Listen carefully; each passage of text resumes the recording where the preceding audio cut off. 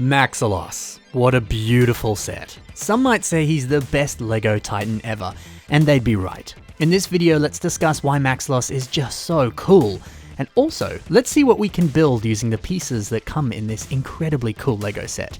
We'll also take some time to look at an absolutely incredible revamp of Maxilos, which is one of my all-time favorite MOCs. And in the end of this episode, we'll do a new segment which is a little bit of a fun throwback for all you Biotube veterans. Let's go.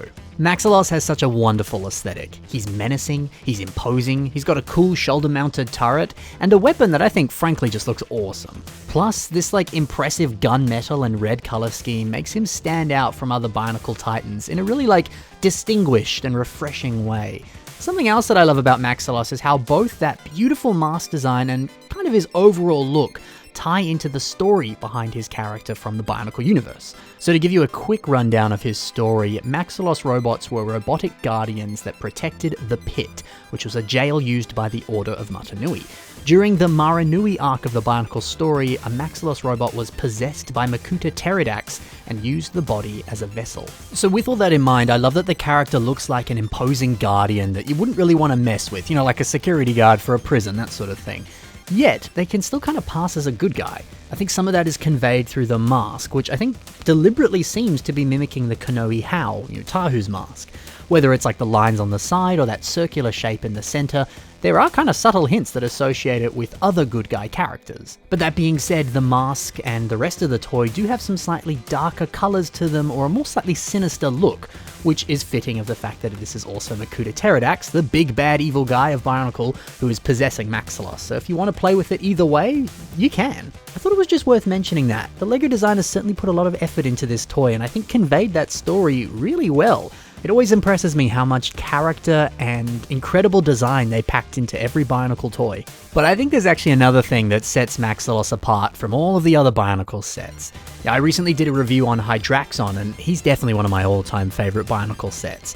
And honestly, sometimes I think I like Hydraxon just a little bit more than I do Maxilos. But I don't know, at the end of the day, maybe Maxilos is a little bit cooler. And why is that? Well, it's because he has a dog. He has Spinax, the goodest boy in all of Bionicle. I mean, honestly, every Bionicle set kind of fails in comparison to Maxilos because none of them have a dog. If Bionicle as a theme ever returns, they definitely need to implement more dogs. That's what's going to make it just as good as the original. Look, I'm exaggerating and joking, or am I? But Spinax is a really great build.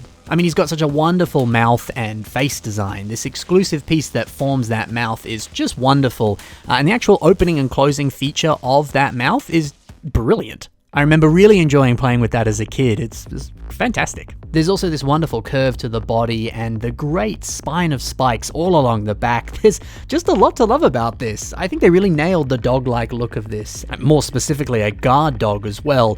I don't really see how they could have done this better. Good boy, Spinax. Good boy.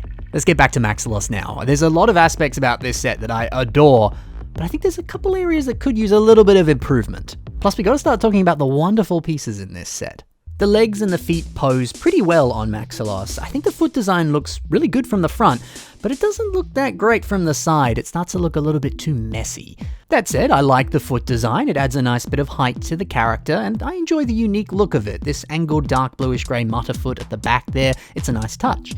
But I don't know, some of the gaps on it is just a bit strange, well, from one specific side. But hey, if you're only looking at this from the front, is perfect. Another thing about this set is the leg design. I find Maxilos' legs are a little bit wobbly. When I pick it up like this and shake it, the legs move all over the place. They aren't as grounded or as sturdy as they are on other Bionicle sets. Maybe it's just the sockets that I've got. They might be a bit old or a little bit faulty. There were issues with certain socket pieces back in the day. But I don't know, this is a problem that I've only really seen on Maxilos. Now, I think this is only really a problem when you actually try to pose Maxilos. Sometimes when you do, the legs buckle a little bit. If you had the same kind of leg into torso joint like the one we see here on the Hero Factory set Black Phantom, I think this would actually help a lot.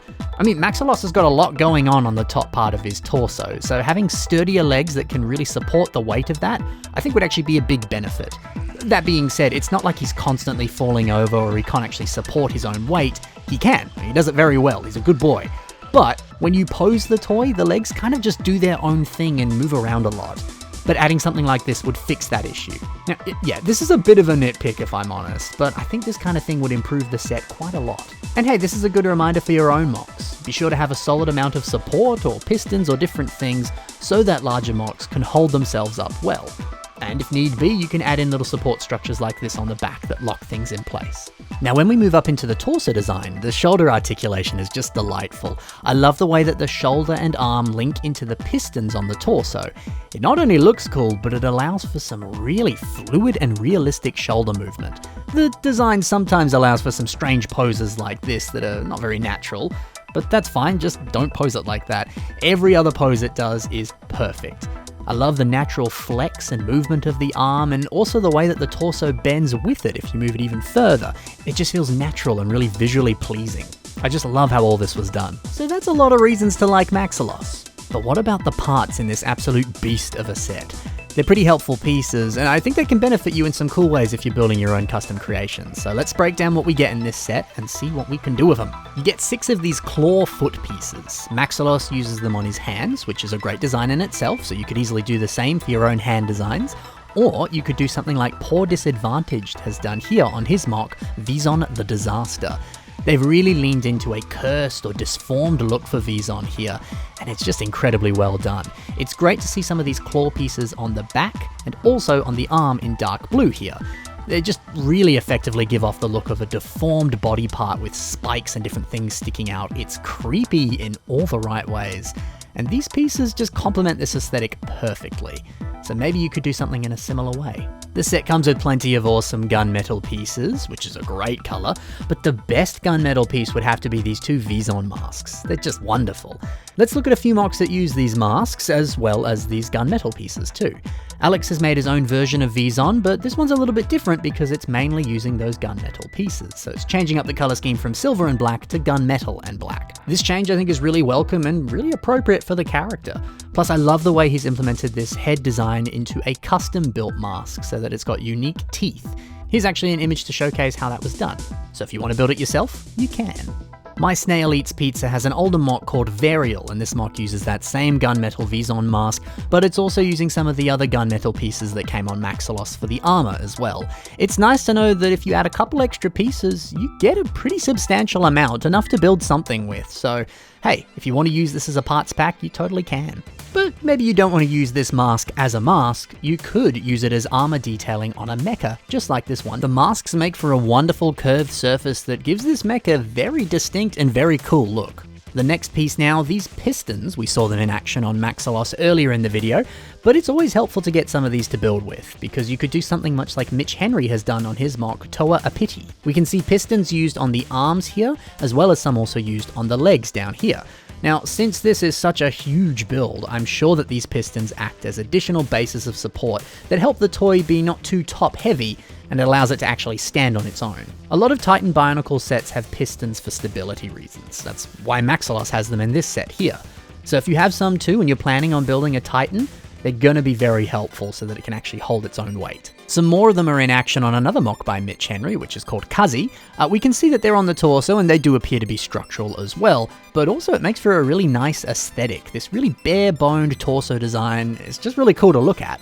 So maybe you could use pistons for non-structural purposes and just have it so that it looks cool. I mentioned Spinax's mask before. Here's a great way of using it on a MOC. This is by EXX Trooper and it's called The Beast.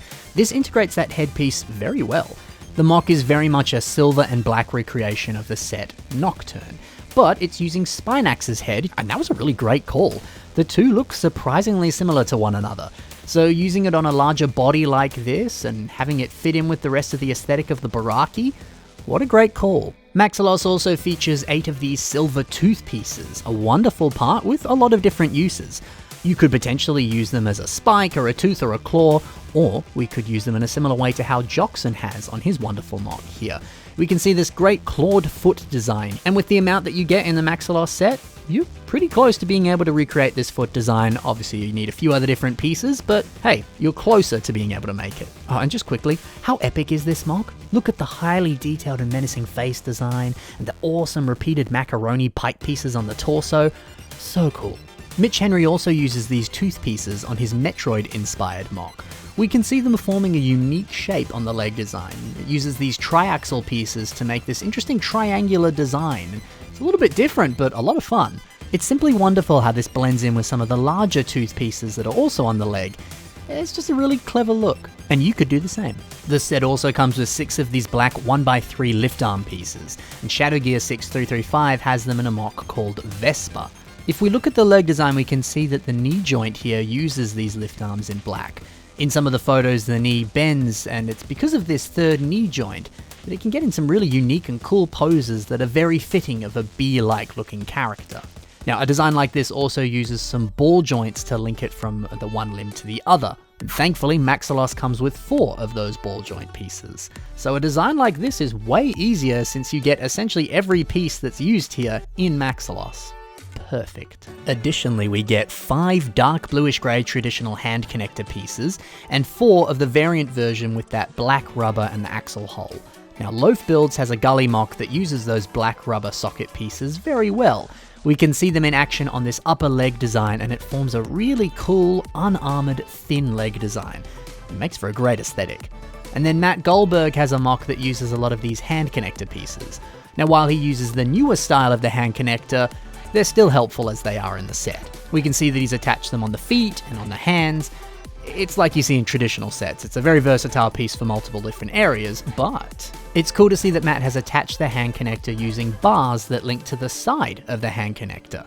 This is just a versatile piece with all sorts of different connection points, so getting a handful of them is always helpful. And finally, you get lots of great weapon pieces in this set, like these L-shaped blades. Max Howell's Beetle Bruiser uses them as a very clever head design. Aiden Builds uses some of the other weapon pieces in this set on his Mangai Steed. For example, these larger blades work wonders as a head design that leads into the back, and we can also see some of those same spike pieces that were on Spinax working great on the back of this mock. So that's some ways to use the awesome pieces that come in this set, but what if we wanted to revamp Maxilos and make him look even better?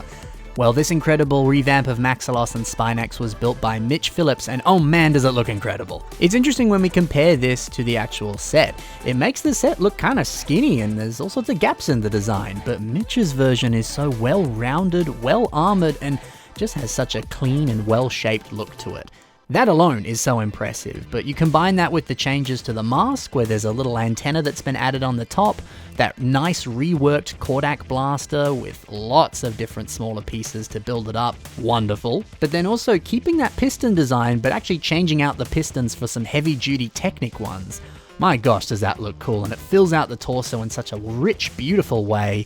Overall, this is just such an impressive remake of Maxilos, but Spinax, now that's where it really shines. Introducing gold into the back and filling it with lights was a stroke of genius. How good does that look? Mitch really has paid attention to the anatomy of a hound and shaped this whole build to look perfect. The choice of using the Spinax masks on the upper legs is very smart. That similar texture to those pieces just creates some beautiful visual unity across the entire build. It's also impressive. Mitch just perfectly captured the essence of both of these characters and brought it to life in a flawless way. Just outstanding. Mate, Maxilos is just so cool, as were the other 2 Mari Titans, both Hydraxon and of course Gadunka as well. Maybe the coolest Titan sets LEGO ever made, but hey, I gotta say it, Maxilos, easily the best one. Oh yeah, and I forgot to mention his cool Kordak blaster. Let's demonstrate this baby in action with a special segment called Shooting Things at Mark Surge.